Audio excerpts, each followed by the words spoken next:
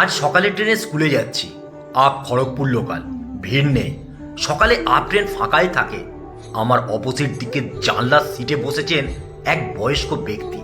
বয়স 60-62 বা তার বেশি হবে।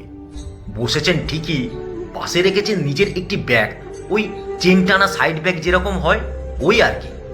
ওনার পাশে বসেছেন যে ভদ্রলোক, ওনাকে আমি চিনি। উনি নিত্যদিনের অফিস যাত্রী। খড়গপুরেই ওনার অফিস। ওই ভদ্রলোকের মুখোমুখি আমি, আর আমার পাশে একটি কম বয়সী ছেলে, বয়স ওই 25-26, যার মুখোমুখি ওই বয়স্ক ব্যক্তি।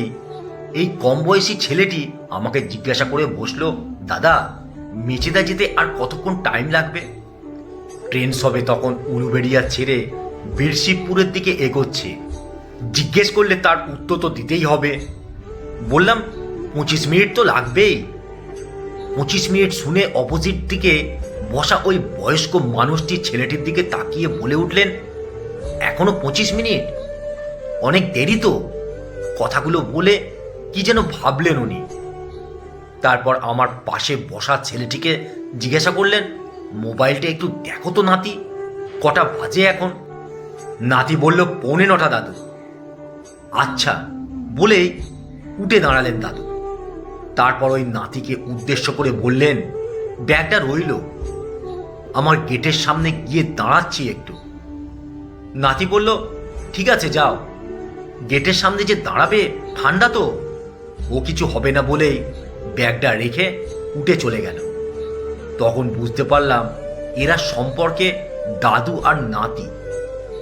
সিটের উপরে রয়েছে দাদুর ব্যাগ, নাতি রয়েছে দাদুর ব্যাগ পাহারার দায়িত্বে।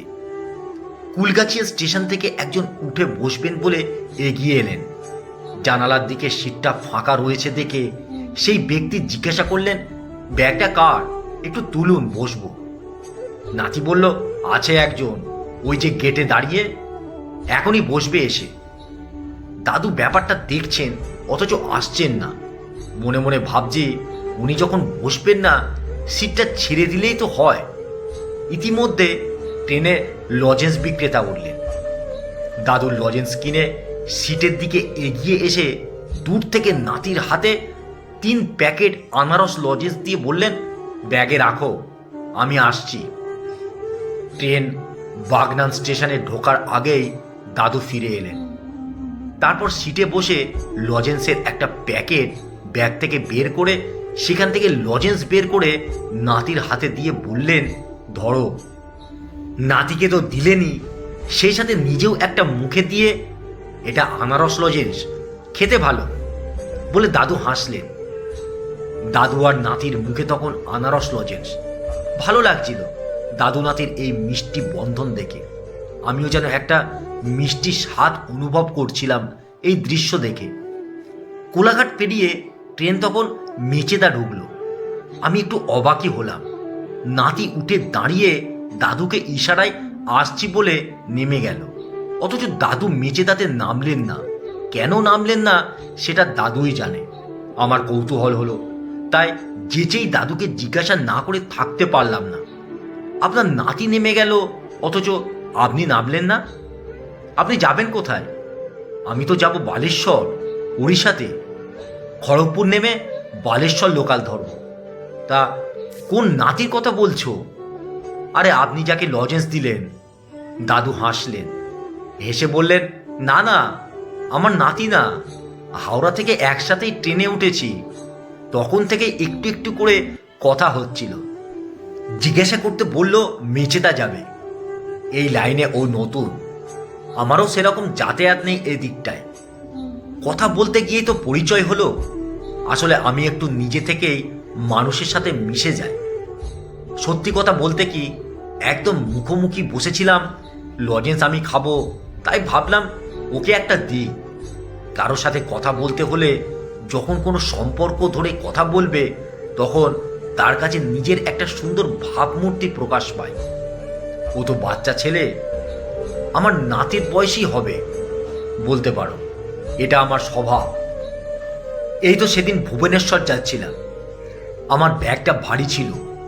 ওই রকম বয়সী একটি ছেলে, তাকে যখন বললাম, নাতি আমার ব্যাগটা একটু তুলে দেবে, আমার এক কথাতেই ভারী ব্যাগটা কাঁধে নিয়ে ট্রেনে তুলে দিল। তারপর দেখলাম আমাদের দুজনের সিট আবার পাশাপাশি। তার সাথে আমার এমন ভাব হয়ে গেল, মন খুলে কত কথাই বলল। আমি যেন ওর নিজের দাদু। এই তো কদিনের জীবন বাবা, পথে যেতে যেতে কত মানুষের সাথে পরিচয় হবে, কিছুটা সময়ের জন্য আত্মীয় হয়ে উঠবে, মন খুলে মনের গল্প হবে, তারপর যে যার জায়গায় ফিরে যাবে। আর কখনোই দেখা হবে না। সে ভালো মানুষ কি মন্দ কখনো জানার ইচ্ছেও থাকবে না। হালকা একটা মায়া তৈরি হবে। তার চলে যাওয়ার পরেও তোমার কাছে থেকে যাবে তার ভালোবাসার ছায়া। এই ছায়াটুকুই যে আমাদের জীবনে বড্ড দরকার। কথাগুলো এতটা ভালো লাগলো যে বলে বোঝাতে পারবো না। আমার মনের কথাগুলোই যেন উনি বলে চললেন। চলার পথে পর মানুষের এমন আপনজনকে দেখতে পেলে মনটা বড্ড ভালো হয়ে যায়। সত্যিই তো, পথেই কত আপনজন থাকে। কয়েকটা মিনিট মাত্র সময় লাগে, তারপর এক নিবিড় বন্ধনে হয়ে ওঠে একে অপরের অতিথি, আত্মীয়। ওইটুকু সময়ের মধ্যে তৈরি হয়ে যায় অনেকটা ভালো লাগা, জমিয়ে ফেলে কয়েকটা ভালোবাসা। তারপর যে যার জায়গায় ফিরে যায়। কখনো দেখা হবে কিনা সে আশাও থাকে না। আসলে আমরা ব্যবহারটা যদি সুন্দর করতে পারি, কথার মধ্যে যদি যত্ন থাকে, যে কোনো মানুষের সাথে সম্পর্ক তৈরি করাটা তখন সহজ হয়ে ওঠে, অচেনা হয়ে ওঠে আত্মীয়।